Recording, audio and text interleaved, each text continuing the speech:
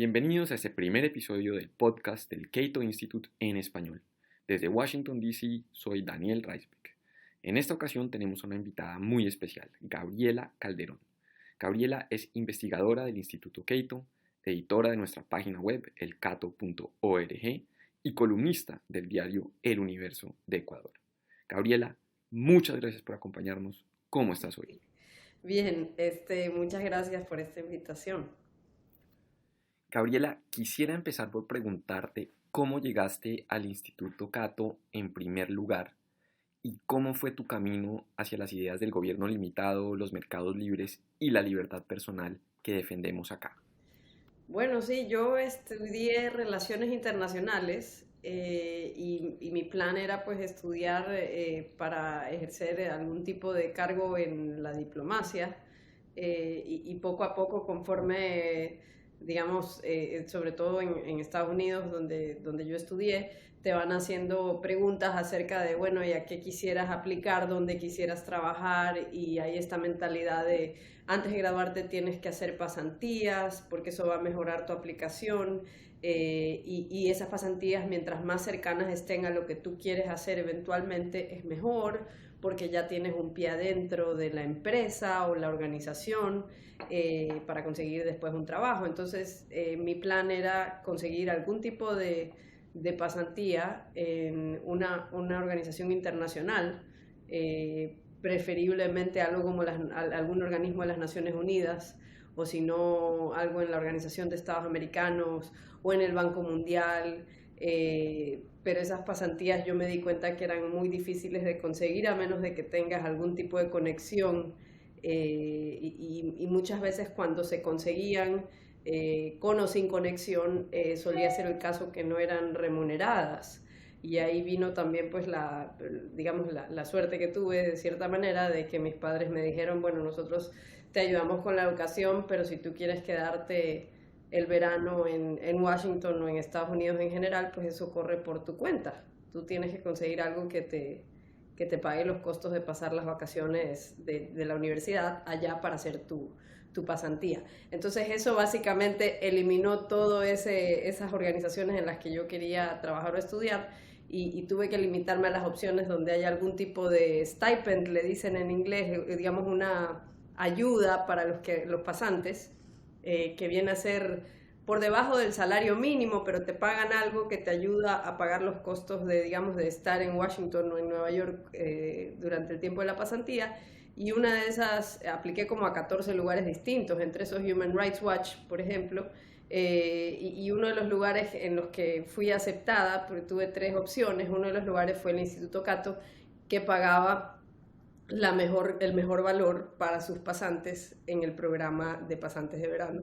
Y así fue que terminé haciendo una pasantía en Cato, y la verdad, si nos están escuchando, les recomiendo, me parece un programa excelente. Yo comparaba con amistades que estaban haciendo pasantías en otros lugares y la verdad es que aprendí un montón, casi que como un semestre condensado de universidad, porque tienes acceso a los académicos de todas las áreas y te preparan charlas de introducción sobre temas distintos, y me di cuenta que me interesaba, digamos, algo más que tenga que ver con el desarrollo económico, no tanto la diplomacia.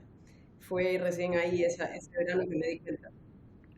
Bueno, supongo que si tu intención era trabajar en el Banco Mundial o en el Fondo Monetario o alguna otra entidad multilateral y burocrática, entonces te encontraste con unas ideas muy diferentes al llegar al Cato. Ah, sí, claro, pues yo llegué a trabajar con Marian Tupy y con Ian Vázquez, que están en el Centro para la Libertad y la Prosperidad Global. Antes no existía ese centro como tal cuando yo llegué, pero trabajaban en el centro que se especializaba en economía y política internacional.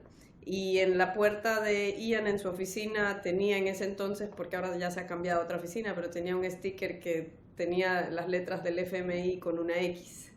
Y a mí me llamó la atención porque para mí, de donde yo venía en Ecuador, el tema de estar en contra del FMI era una bandera de la izquierda. Y yo cuando estaba aplicando al Instituto Cato, que eso también lo dejé fuera del relato, pero yo no iba a aplicar al Instituto Cato porque para mí el Instituto Cato era conservador igual que Heritage. O sea, en mi cabeza no existía porque nunca me lo habían presentado en la universidad en Estados Unidos, ni en la secundaria en Estados Unidos, donde también estudié. nunca me habían presentado, peor en Ecuador, ¿no? Pero nunca me habían hablado del liberalismo clásico o el liberalismo como algo distinto a la derecha conservadora. Es algo que era totalmente extraño para mí y mi papá que recibía las publicaciones de Cato a través de una amiga que tenía un instituto liberal en Guayaquil, decía, no, no es lo mismo y uno cuando es joven uno no suele escuchar lo que dicen los padres a menos que sea absolutamente necesario y mis papás me hicieron escuchar en el sentido de que tenía que encontrar una pasantía porque si no, no iba a poder conseguir mi trabajo que yo necesitaba y me tenía que regresar a Guayaquil, donde yo creía que no tenía campo para ejercer eso. Entonces, mi papá me dijo, bueno, no se complique, yo hago la aplicación y ahí si usted quiere usted la envía, si no, no. Y total, o sea, mi papá hizo esta aplicación y yo dije, bueno, no me cuesta nada enviarla, no hay que quemar puentes y así terminé y estoy muy agradecida porque la verdad es que fue una cosa de un poco accidental, pero ya cuando estuve ahí me di cuenta que había todo este otro universo de posibilidades de qué se puede hacer con el estudio de las relaciones internacionales. No solo tiene que ver con diplomacia, sino también con todo el campo de desarrollo económico y de la difusión de ideas, que es donde realmente he terminado concentrándome. Hablando de las ideas liberales, quizá algunos de nuestros oyentes no estén al tanto de que precisamente en Ecuador ha habido un ecosistema liberal bastante robusto, con algunos centros de pensamiento con bastante influencia y resultados concretos en términos de políticas públicas liberales que han sido aplicadas con éxito.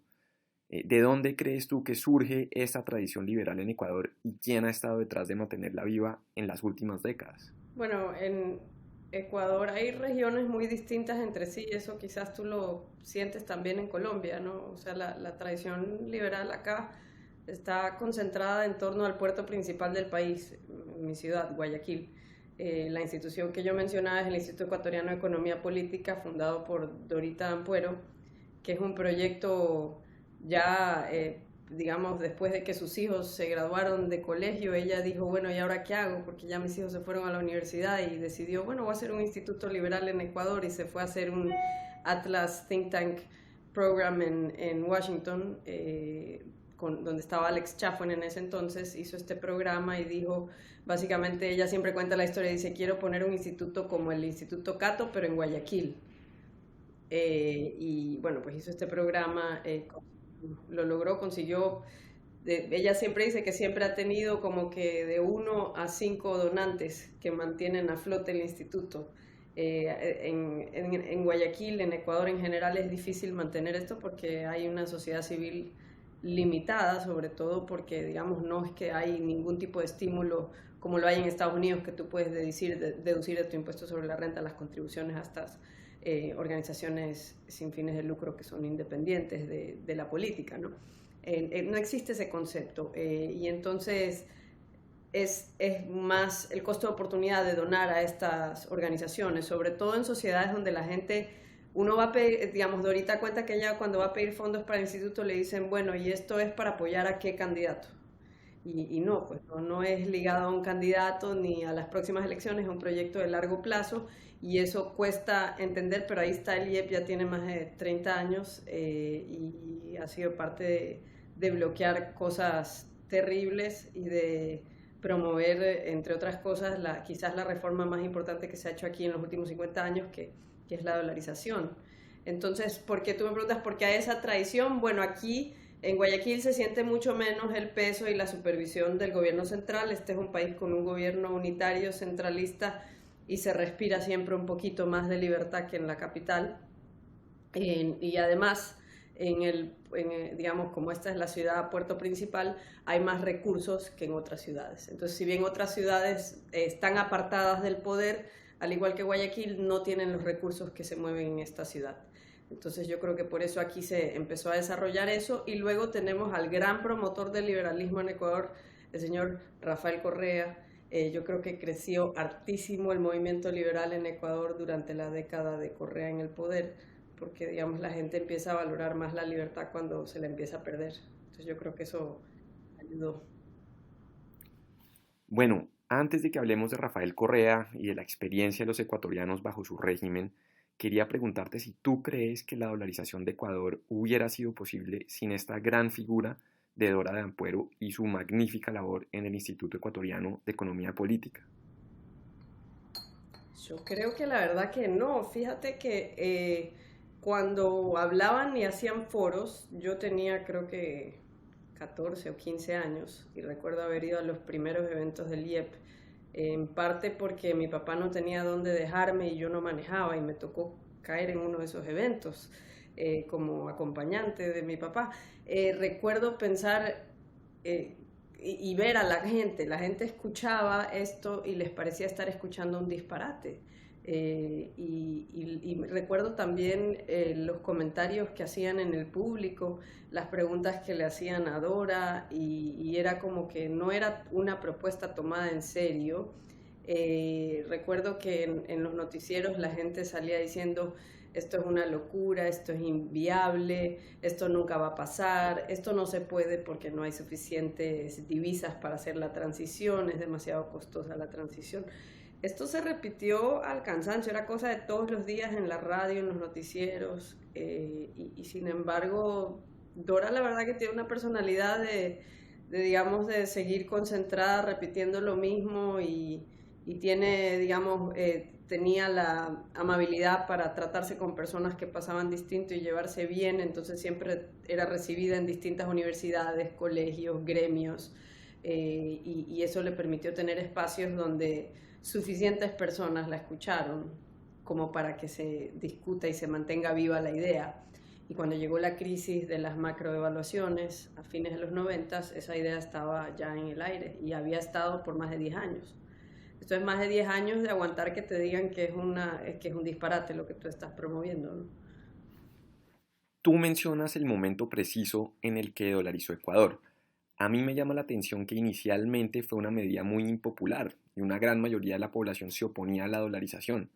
Sin embargo, en los últimos años he visto encuestas en las que cerca del 90% de los ecuatorianos quieren mantener el dólar. ¿Tú cómo explicas esto? Sí, no era popular hasta el segundo antes de que el presidente Yamil Maguad lo anunciara en televisión, y es un poco cómico escuchar a los funcionarios de su propio gobierno. Miguel Dávila, que lamentablemente falleció el año pasado de COVID, estaba en el directorio del Banco Central, era el principal, el titular del directorio del Banco Central cuando él estaba desayunando, o no me acuerdo si estaba desayunando o cenando con su familia, y él cuenta que lo llamaron a decirle que prenda el televisor porque el presidente estaba anunciando que dolarizaba. Y él era prácticamente el gobernador del Banco Central, y él dice: no, yo no he sabido de eso. Y que prendió la televisión y se enteró igual que toda la gente que esto estaba pasando. Ecuador estaba negociando con el FMI, y digamos la jefa en ese entonces, el jefe, perdón, en ese entonces de la misión a Ecuador para el FMI también se enteró por televisión, no tuvo un aviso previo, no fue una decisión tomada consultándole al Congreso, al representante del FMI, ni siquiera a las autoridades del Banco Central. Fue una decisión exclusiva del presidente, que el año pasado publicó sus memorias de esa época, y él ratifica lo que se percibía o lo que se ha repetido desde ese entonces, que Yamil Maguad lo hizo no por convicción, sino porque él creía que con eso iba a salvar su gobierno. Y bueno, igual no salvó su gobierno, pero ya dejó introducida la reforma. Gabriela, entre los muchos enemigos de la dolarización en su momento y durante muchos años después, estuvo un entonces profesor universitario llamado Rafael Correa, quien una vez en la presidencia hasta intentó deshacerse del dólar sin éxito. En mi opinión, el dólar fue precisamente lo que lo salvó a ustedes de terminar en una situación mucho peor como la de Argentina o inclusive Venezuela, países, por cierto, gobernados por los amigos de Correa. ¿Tú qué opinas al respecto? Bueno, sí, yo siempre he dicho que el único límite al poder que le quedó a Rafael Correa es el dólar, y mucha gente está bajo la impresión afuera del Ecuador de que, bueno, que él de economía sí sabía y que por eso la economía estaba bien manejada. Realmente no es gracias a él, es gracias a que se mantuvo el dólar y es básicamente una moneda divorciada de la política. No tiene nada que ver la política de Ecuador, que sigue igual de caótica, igual de frágil nuestras instituciones, pero el dólar se mantiene. Hay un buen paper que se escribió poco después de que dolarizáramos, lo escribió Steve Hanke, también un académico adjunto del Instituto Cato, que se llama algo así como dolarización, el Estado de Derecho en Ecuador, porque lo que él argumenta en ese paper, que yo creo que muchos economistas ignoran, son las variables institucionales, y lo que la dolarización inyecta en nuestra economía es el Estado de Derecho en el dinero. El dinero viene a ser como una institución, y antiguamente, antes de que el país dolarizara, los que estaban enchufados, como dicen los venezolanos, obtenían un tipo de cambio favorable. Y los negocios dependían de la relación con el gobernador del Banco Central. Un banco podía ser exitoso si se llevaba bien con el Banco Central, incluso si ofrecía pésimos servicios a sus clientes.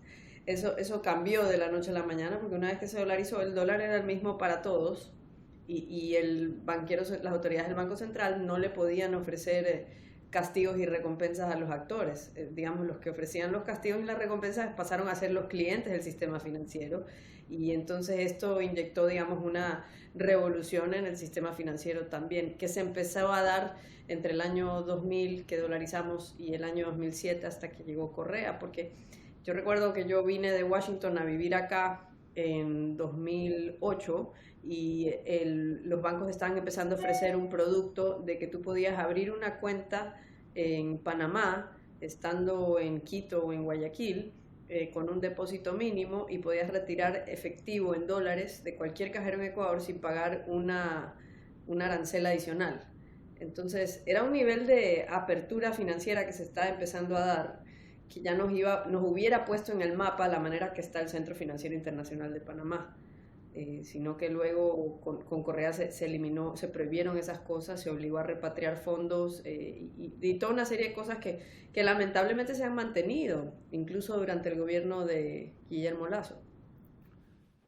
Tú mencionas las grandes virtudes de la dolarización, pero obviamente la dolarización no soluciona todos los problemas. Ahí está, por ejemplo, el caso de El Salvador, donde sí se mantiene la capacidad de ahorro de los ciudadanos, pero sigue siendo un país con muchos problemas financieros. Porque una cosa es la dolarización y otra cosa es una política fiscal completamente irresponsable. En el caso de Ecuador, la dolarización ha sido muy positiva, pero no se han dado los pasos adicionales, como una apertura financiera real, como la que tuvo Panamá, bajo circunstancias muy diferentes en su momento.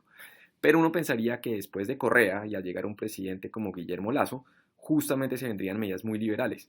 ¿Por qué no ha ocurrido esto hasta ahora, en tu opinión? Bueno, realmente yo no sé cómo explicar lo que sucede dentro de la cabeza de otra persona, pero hay varias posibilidades, ¿no? Una posibilidad es que Guillermo Lasso no se siente que es la persona adecuada o indicada para impulsar apertura financiera, siendo que él es conocido como un banquero, porque él era hasta hace relativamente poco tiempo dueño del Banco de Guayaquil, uno de los bancos más grandes del país. No el más grande y por creces es el Banco de Pichincha. Pero digamos, él podría sentir que la gente lo va a cuestionar, como que le quiere dar más negocios a los bancos y que él se quiere beneficiar, y que por eso él promueve este tipo de apertura financiera. Pero yo creo que eso sería una excusa muy pobre, porque es cuestión de explicar que lo que uno quiere es inyectarle más competencia, o sea, poner a competir más a los bancos locales, abriéndonos para que vengan bancos extranjeros, ¿no? Lo cual no necesariamente beneficia a todos los bancos locales, tampoco necesariamente los perjudica, porque estamos hablando de aproximadamente 23 bancos que se reparten un pastelito chiquito, cuando si hubiese apertura financiera podría crecer o digamos triplicarse la cantidad de depósitos captados por el sistema, y así tú pierdas proporción del mercado, podrías crecer como banco o podrías vender a un mejor precio a un banco extranjero tu operación. Pero realmente serían beneficiados los consumidores, ese es el punto. Otra posibilidad es que hay esa frase, y creo que es en inglés, creo que no se usa tanto en español, de que cualquiera es rey en un pequeño estanque, pero en el océano es difícil sobresalir. Y quizás los banqueros actuales están cómodos con este como especie de boys club donde pocos realmente compiten y pocos entran. En cambio, si eliminan las barreras y lo hacen más atractivo, pues dejarían de ser tan especiales, ¿no? En Panamá hay aproximadamente 80 bancos, muchos de ellos internacionales, lo cual ha hecho que caigan en relativa importancia las instituciones locales. Pero eso no significa que deje de ser buen negocio, de hecho podría ser mejor negocio hasta para los locales. Entonces hay esas dos posibilidades, o no se siente que es la persona para emprenderlo porque haya quizás que la gente piense que hay un conflicto de interés, o no, o simplemente no está convencido de que es lo que le conviene. Y bueno, hay cosas que sin ir tan lejos como decir, me voy a poner la meta de hacer del Ecuador un centro financiero internacional al estilo de Panamá. Hay ciertas cosas que se hubiera podido dar retro simplemente deshaciendo resoluciones del Banco Central implementadas a partir de 2009 hasta el año 2014, y para eso no necesita ni siquiera ir al Congreso, lo puede hacer a través de la Junta de Política y Regulación Monetaria, que eso sí me hace pensar, si es tan sencillo, el costo político no sería muy alto. No creo que haya resistencia realmente, o sea, no creo que hay costo político hacerlo, no tiene un impacto fiscal tampoco. Entonces esto me hace inclinarme un poco hacia la tesis de que quizás al presidente no le interesa este tema. En tus artículos has criticado bastante al gobierno de Lasso, quien, vale la pena aclarar, casi sin duda era mejor opción que la alternativa, que hubiera significado el regreso del correísmo. Sin embargo, Lasso no ha cumplido con muchas expectativas, por lo menos desde el punto de vista del liberalismo clásico. ¿Por qué ha tomado medidas estatistas como la del impuesto al patrimonio? ¿Por qué no ha avanzado hacia una reducción real de los impuestos? ¿Por qué sucede esto?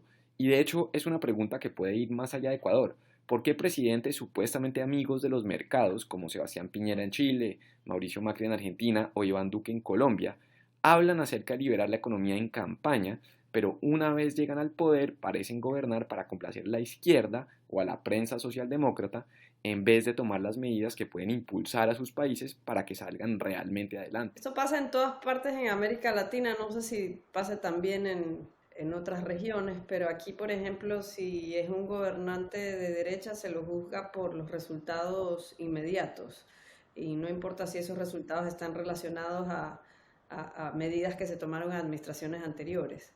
Y en cambio a los gobernantes de izquierda se los juzga por las intenciones.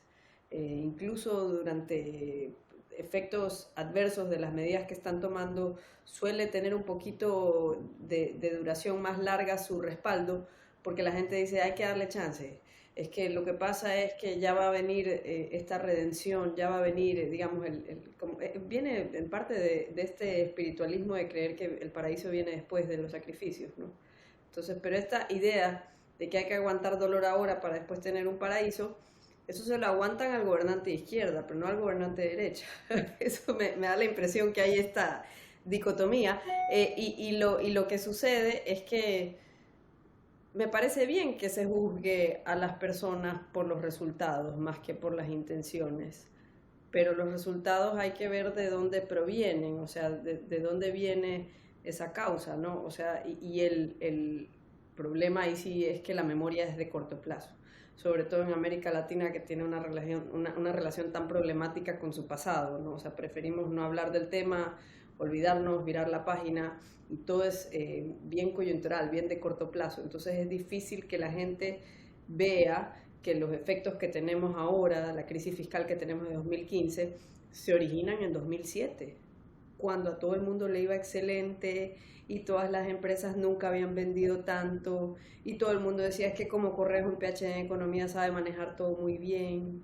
Entonces ahí se comenzaron a cometer los errores que revientan a fines de 2014 y que luego ninguna administración se atreve a resolver porque digamos, los ajustes son dolorosos y mientras más se postergan van a hacerlo más todavía, ¿no? Entonces yo creo que por eso es que el presidente Lasso llega al poder, desconoce su plan de gobierno, desconoce su equipo con el que hizo campaña 10 años, parece que lo usó como de cubierta, digamos, de propaganda para llegar, para posicionarse, y luego se da la media vuelta y se rodea de un equipo tradicional del establishment de tecnócratas, generalmente de la democracia popular, en el caso de Ecuador, que giran en torno a este think tank Cordes, la Corporación de Desarrollo, en Quito, y de ahí viene el ministro de Finanzas que estuvo hasta hace poco, Simón Cueva, que tenía una visión fiscalista para el ajuste. Por eso es que la mayor parte del ajuste se dio por el lado de aumentos de impuestos y no ha habido realmente una reducción del gasto. Digamos, el gasto ha continuado aumentando porque la ley del empleo público en el Ecuador está hecha para que así tú no contrates a nadie más, todos los años aumenta por lo menos en 300 millones el gasto en sueldos del sector público. Entonces, de manera que las medidas que hay que tomar son mucho más radicales y profundas. Y esa es otra diferencia entre la izquierda y la derecha. Llega un gobernante de izquierda, anuncia toda serie de medidas radicales y como la gente se esperaba algo más radical todavía, dicen, bueno, ha sido moderado. Pero llega alguien de derecha y propone, ¿saben qué? Ya no vamos a seguir contratando a más personas del sector público o vamos a aumentar en menor grado el gasto en la nómina del sector público, y la gente reacciona en la prensa diciendo un corte salvaje, y no es un corte ni siquiera, porque el gasto sigue creciendo, solo que crece a una menor tasa, y entonces la vara no es igual, porque mientras que el otro lado se proponen medidas radicales, ahí no se cuestiona el radicalismo. Cuando se propone acá reformas estructurales para cambiar el modelo que te lleva a tener crisis fiscal perenne, ahí sí se critica el radicalismo.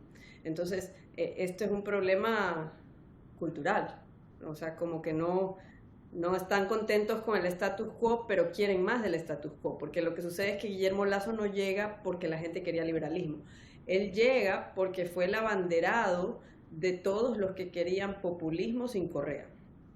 O sea, había un 80% del electorado que no votó por Correa en la primera vuelta. Entonces teníamos uno que casi llega a la segunda vuelta, que es Carlos Pérez Guartambel, también conocido como Yacu Pérez. Él es de la izquierda ecologista, es un fenómeno sorpresa de la primera vuelta en abril 2021. Él quedó casi empatado con Guillermo Lasso por un pelo. Entró Guillermo Lasso en vez de Yacu Pérez. ¿Y qué era Yacu Pérez? Pues era de izquierda, una izquierda populista, con esta cuestión ambientalista de prohibir cultivos genéticamente modificados, prohibir todo tipo de explotación de recursos naturales, y es muy de la línea de Correa. Lo que describe suena muy similar a lo que sucedió en Sri Lanka. Sí, como lo que termina pasando en Sri Lanka. Ahora, lo que pasa es que eso está en nuestra constitución, porque se puso en la constitución nueva de 2008, cuando hubo esta crisis fiscal, por ahí algunas partes del discurso ecológico radical empezaron a ser modificadas porque necesitaba el Estado explotar las minerías para tener más recursos, porque el modelo se estaba agotando. Entonces, digamos, la convicción y el compromiso con esos postulados hace agua cuando hay una crisis fiscal. Pero este candidato que casi llega a la segunda vuelta era una especie de populismo sin Correa. Había otros de derecha que también eran populistas. Digamos, el único candidato que tenía un plan de gobierno liberal, y quizás no ha habido un candidato en los últimos 30 o 40 años que haya presentado un plan de gobierno así de liberal. La verdad es que uno lo lee y es impresionante, pero cuando ya llega al poder empieza a darse cosas extrañas, como que nadie de su equipo de campaña o de su think tank Ecuador Libre, nadie estaba en las principales posiciones del gobierno, ni siquiera estaban como viceministros. Realmente fue como que un así step aside, y vino otro grupo de influencia, este grupo de influencia más tradicional, con una visión fiscalista keynesiana de la administración pública, que es la misma esfera de influencia que rodeó a Lenín Moreno, y entonces la gente pues obviamente no ve cambios reales en cómo va la economía, no mejora el panorama del empleo, entonces empieza a volver esta cosa que ya se ha vuelto perenne, por lo menos hace 30 años en Ecuador, el que se vayan todos, ¿no? Para estos tecnócratas keynesianos y por supuesto intervencionistas de nuestros países, es imposible imaginarse un mundo donde la solución a todos los problemas no sea cobrar más impuestos. Siempre piensan en aumentar el recaudo y nada más. A ellos nunca se les ocurre que el problema sea el exceso del gasto público, o que la medida realmente necesaria sea recortar los impuestos y eliminar regulaciones para atraer inversión y generar más empleo productivo y más crecimiento económico. Pero los tecnócratas salen de las mismas universidades que gradúan a los periodistas que, como dices, si llega un gobierno de izquierda prácticamente forman parte de él desde la prensa, mientras que si llega un gobierno que no les gusta, no le dan ni el beneficio de la duda para que implemente reformas. Pero ¿por qué sucede esto? ¿El problema son las universidades o se trata de un problema cultural mucho más profundo? Bueno, hay un problema cultural latinoamericano, no más profundo, pero dentro de las universidades actualmente yo creo que el problema se profundizó, aceleró o marcó más con la llegada de Correa, ¿no? Y ahora tenemos cosas que son abiertamente radicales. Por ejemplo, un decano de la Universidad Central de Quito es el señor Dimitri de la Madrid, que es el fundador del Club Mariateísta en la Universidad Central de Quito. Su hijo Andrés de la Madrid es coautor de Leonidas Issa del libro El Estallido, donde ellos proponen el comunismo indoamericano para toda América Latina, empezando por Ecuador. Y luego tienes, por ejemplo, a Andrés Tapia, el director de la Casa de la Cultura Ecuatoriana, que es una institución importante aquí porque tienen un núcleo en cada provincia del país, pero 56% del presupuesto se gasta en el núcleo de Pichincha, es decir, en la sede de Quito, y tienen un anfiteatro gigantesco. Probablemente es la institución donde se promueve, digamos, las instituciones, las iniciativas culturales con mayor presupuesto del país. Entonces ellos hacen todo tipo de festivales de arte, de literatura, y por supuesto no es ideológicamente neutral. Entonces tienes algo que va más allá de las aulas universitarias. Tienes también el tema de los libros de texto, que es un control sobre el currículum y sobre los contenidos de las materias que aprenden los niños desde primaria, que no solo tiene que ver con los libros de historia, que es con los primeros que se meten y a los primeros que apuntan, sino también con el contenido, y esto ha sido un tema ahora en Estados Unidos, ¿no? Con el contenido de educación sexual, donde se impone, digamos, una misma visión para todos, solo una sola versión histórica, una sola versión del tema de la educación sexual, y esto se hizo en la época de Correa y se limitó la libertad que tienen sobre el currículum los colegios particulares también. Entonces estos libros de textos eran obligatorios para los colegios privados también. Y esto ha sido algo que, digamos, en la administración de Guillermo Lasso sí ha empezado a cambiar, porque ahora, si bien está regulado cuántas horas de cada materia tienes que enseñar, ya los colegios pueden escoger entre distintos libros de texto. Entonces eso, por ejemplo, es un cambio positivo, pero nos dejó con esto muy penetrado, y tienes que tener en cuenta que cuando Correa llega al poder fue el año 2007 y él no se fue hasta el año 2017. Entonces son 10 años donde hay chiquitos que no conocían otra cosa que el correísmo, que fue algo muy omnipresente, o sea, estaba en medios sociales, en nuevos medios, en radio, en televisión, todo el día. Prácticamente no se podía escapar de la invasión del mensaje, o sea, no era solo en las aulas universitarias. Entonces eso cambió el debate, porque desde antes de Correa nadie hablaba de la balanza comercial. Y después de Correa todo el mundo se empezó a preocupar. No, es que no hay que importar tanto porque la balanza comercial se pone negativa, entonces se puede caer la dolarización. Y ahí está como ansiedad o pesadilla. Es un deporte nacional preocuparse del estatus de la balanza comercial, cosa que no pasa en Panamá. O sea, en Panamá tú le preguntas a un panameño y cómo está la balanza comercial y se ríen, dicen que es eso. O sea, no. Para nuestro público que quizá no haya estudiado estos temas, ¿les podrías explicar por qué la balanza comercial, con la cual están obsesionados los comentaristas económicos tradicionales, resulta ser en últimas irrelevante? Bueno, la dolarización es lo más cercano en el mundo moderno, en el mundo actual, al patrón oro clásico. Es un ajuste automático, ¿no? Entonces, si nadie en el Banco Central está controlando la cantidad de la oferta monetaria. La oferta monetaria está en manos de los millones de ecuatorianos que a través de sus transacciones demandan más o menos dólares. Y esto no pasa por una decisión del Banco Central. El Banco Central, digamos, figura nominalmente como un intermediario en la transacción, pero esto va directamente a las cuentas de los ecuatorianos. Esto quiere decir que los dólares están en manos de los ecuatorianos de a pie, no de la clase política. De tal manera que si empieza a haber, por ejemplo, cae el precio del petróleo a nivel mundial y cae el precio de los camarones y del banano, que es digamos, acabo de resumir en 3 palabras la economía ecuatoriana, evidentemente eso va a ser un shock externo para la economía, va a reducirse la cantidad de oferta monetaria en circulación. No significa que se va a caer la dolarización, significa que la economía va a crecer menos, y como va a crecer menos, tú vas a ganar menos, vas a tener menos dólares en tu cuenta y por lo tanto vas a demandar menos servicios, va a haber menos dólares en circulación. Pero tan pronto se empieza a recuperar la economía y haya más crecimiento, vamos a demandar más dólares y eso se ajusta de manera automática. Eso es lo que ha pasado aquí o pasaba en Panamá. Ahora, Correa fue muy astuto porque él, digamos, la gente no entiende lo que es una identidad contable como la cuenta corriente. Y uno puede salir como un economista PhD a decir es que la balanza comercial está negativa, entonces yo tengo que... Y él decía, en las sabatines, él decía, hay aproximadamente, hemos identificado que hay 6.000 millones de importaciones inútiles, entonces las vamos a limitar.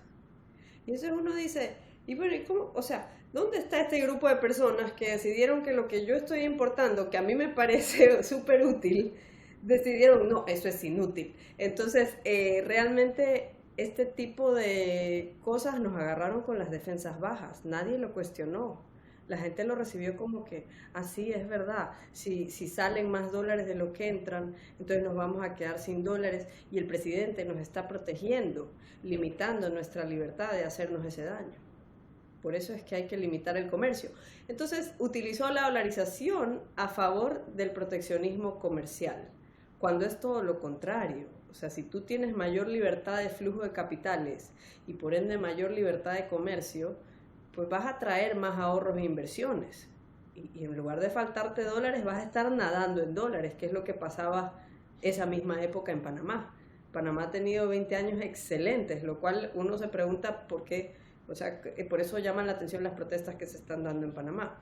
Bueno, no tanto porque han sido años terribles para todo el mundo con la pandemia, pero sí hubiéramos podido aprovecharlo como lo aprovechó Panamá. En términos de la dolarización, en otros países solo recientemente la prensa ha empezado a discutir la posibilidad de dolarizar tras estas devaluaciones tan tremendas que hemos visto ciertamente durante el último semestre, pero también es una tendencia clara de los últimos años. Sin embargo, aún surgen argumentos en contra, como quienes dicen que el precio del dólar no afecta a quien no tiene transacciones en dólares, o el viejo hombre de paja acerca de la supuesta importancia de la soberanía monetaria. ¿Tú nos puedes explicar por qué la dolarización es tan importante y sobre todo para la gente de a pie, que es la que más sufre con las monedas chatarra? Bueno, la literatura económica te dice que la inflación siempre termina siendo uno de los impuestos más regresivos. Es un impuesto que no necesita ser aprobado por la Asamblea o por el Congreso. Y es un impuesto que lo pagan en mayor medida aquellos de ingresos más bajos. ¿Por qué? Porque en Ecuador, y esto yo sí me acuerdo, mi mamá y mi papá tenían negocios que dependían de importaciones. Las personas que suelen estar conectados a la economía mundial suelen tener, bueno, para empezar suelen tener ingresos más altos. Y el tener ingresos más altos y el tener esa conexión con la economía mundial te permite tener acceso a servicios financieros a través de los cuales te puedes proteger de las devaluaciones. Es decir, te puedes proteger de los errores de política monetaria de tu clase política. Pero mientras más lejos estás de ese nexo, ese vínculo con la economía mundial, y mientras más bajos son tus ingresos, eres un cliente cautivo, estás como que prisionero y sufres más en carne propia los efectos de una depreciación o devaluación. Lo que sucede cuando no estás dolarizado y no tienes cómo protegerte de una devaluación o depreciación es que hay el efecto de disminución de tu ingreso. Es decir, tú de la noche a la mañana, así tu gobierno no tenga la culpa, simplemente porque se apreció el dólar en los mercados mundiales, tu poder adquisitivo cayó, ya eres más pobre. Así hayas trabajado más, así hayas vendido más, te empobreciste. Ahora, ¿qué sucede?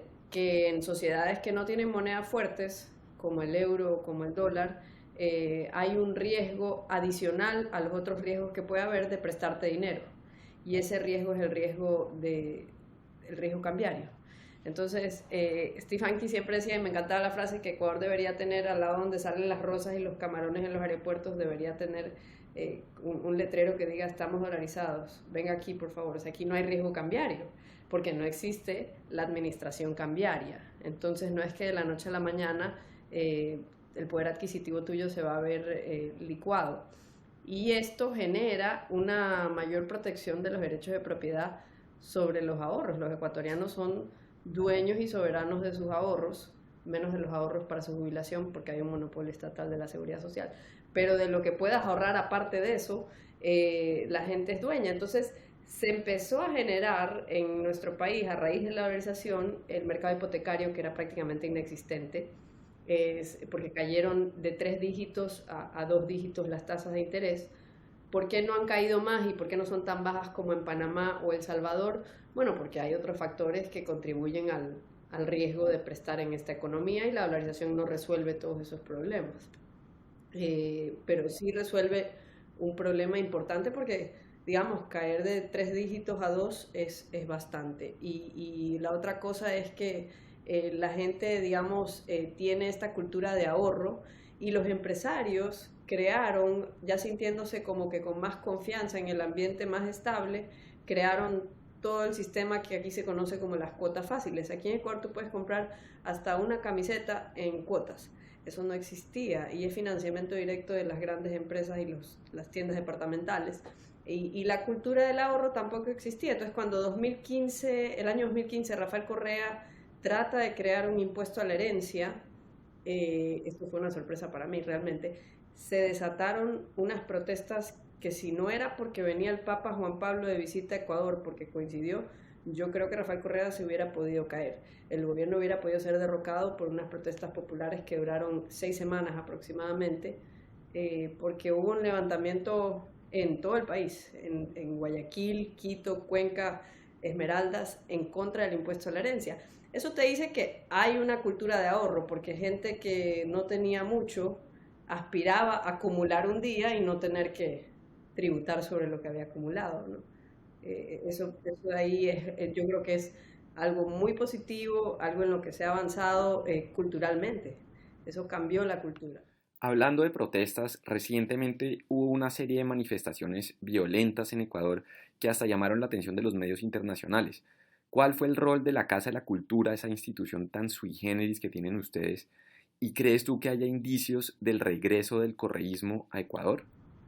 Bueno, yo creo que siempre estamos a la vuelta de la esquina de caer en otro de estos experimentos utópicos, porque tenemos instituciones muy frágiles, y porque tenemos eso es algo cultural, no creer en las soluciones mágicas, no digamos, como esa idea de como que perder peso sin hacer dieta, o digamos como que empezar a crecer de la noche a la mañana sin haber hecho los deberes. Realmente eso se ve reforzado, al menos aquí, porque hemos sido un país tradicionalmente rico en recursos naturales. Entonces, durante décadas, desde que se descubre el petróleo aquí, hubo la primera bonanza petrolera en los 70s, hemos vivido una especie de ilusión fiscal, de que tú puedes recibir algo a cambio de nada, porque tenemos esta especie de como que maná caído del cielo, que es el petróleo. Ahora, eso se va a acabar, es una riqueza limitada, ha sido tan mal manejado que probablemente se acabe antes de lo que se hubiera podido acabar. Y digamos sin haberlo explotado al máximo.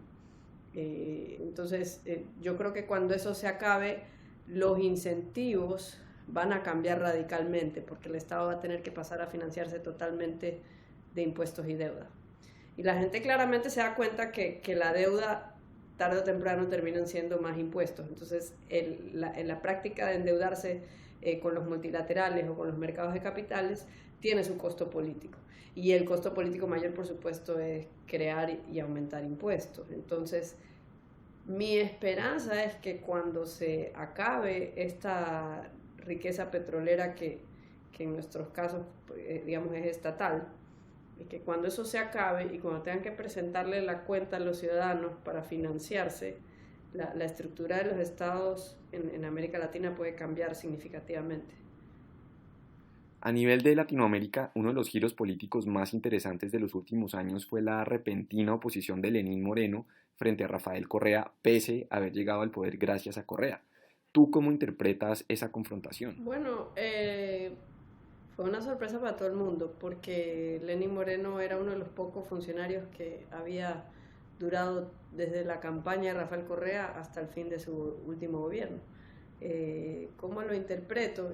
Yo creo que siempre habrán políticos astutos, unos más que otros, y yo creo que Lenín Moreno vio una oportunidad para salir airoso de una traición. De hecho, él lo que percibió es un hartazgo que se veía venir desde el año 2014. El año 2014 hubieron unas elecciones regionales donde Correa ya no logró ese efecto de trasladar su popularidad hacia candidatos de niveles inferiores de gobierno. Y desde ahí venía paulatinamente cayendo su respaldo duro y venía creciendo la oposición a Correa. Es decir, era un desgaste político y Lenín Moreno dijo: yo puedo capitalizar este desgaste político y crecer yo, traicionando a Correa, básicamente. Yo creo que fue algo así, un cálculo político de beneficio propio, y de hecho Lenín Moreno se mantuvo por encima del 80% de popularidad durante más de la mitad del primer año de su gobierno. Algo similar le sucedió a Guillermo Lasso, que estuvo por encima del 80% durante gran parte del primer año de su gobierno, gracias al plan de vacunación. El plan de vacunación, al igual que en Estados Unidos, el rédito político lo recibe el presidente que entra después, cuando ya llegaron las vacunas, pero las vacunas fueron contratadas por el gobierno anterior. En el caso de Lenín Moreno, él quedó muy mal con las vacunas porque él negoció, contrató, las pagó del presupuesto, etcétera, pero no llegaron hasta que entró al poder Guillermo Lasso. Guillermo Lasso hizo una buena labor logística, porque eso también hubiera podido salir muy mal. Hizo una muy buena labor logística de, digamos, distribuir las vacunas y aplicarlas, y el esfuerzo de vacunación fue excelente, y eso lo llevó a un 80%. ¿Qué pasa en el caso de Lenín Moreno y Guillermo Lasso? Que con ese 80% los dos decidieron aumentar impuestos. O sea, la gran reforma que propusieron no fue ningún cambio estructural, porque con un respaldo del 80% hubieran podido promover algo de fondo con el tema de los recursos naturales o algo de la seguridad social, que acá está, digamos, a punto de quebrar durante la próxima década. Cualquier cosa, una reforma laboral para inyectarle más flexibilidad al mercado laboral, algo de eso, ¿no? Pero no, porque siempre se percibe que lo urgente es cerrar el déficit para pagar las cuentas en el gobierno central. Digamos, no, lo demás son prioridades secundarias. Gabriela, muchísimas gracias por tu tiempo. Estaremos siguiendo de cerca tus columnas, tus publicaciones en redes sociales y, por supuesto, toda la situación política en Ecuador durante los próximos años. Muchas gracias por la invitación. Para obtener más información acerca del Cato Institute y nuestro trabajo en pro del gobierno limitado, los mercados libres y la libertad personal en América Latina, visite nuestra página web elcato.org y síganos en Twitter en @institutocato o visite nuestra página oficial en Facebook.